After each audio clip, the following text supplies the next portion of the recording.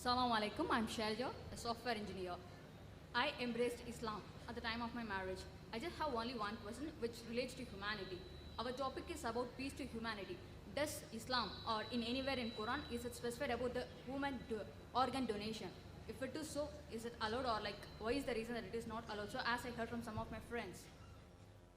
Just as the question that is there, and he mentioned in the Quran that organ donation can be done or not.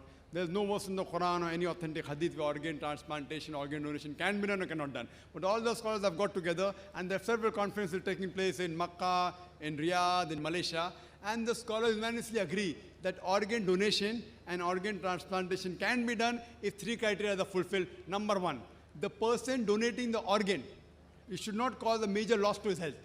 I can't give my heart. If I donate my heart, I will die.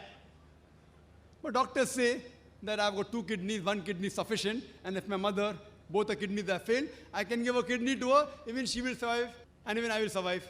So point number one, the person donating the organ should not cause a major loss to his health. Point number two, the person receiving the organ should be a major benefit for his health.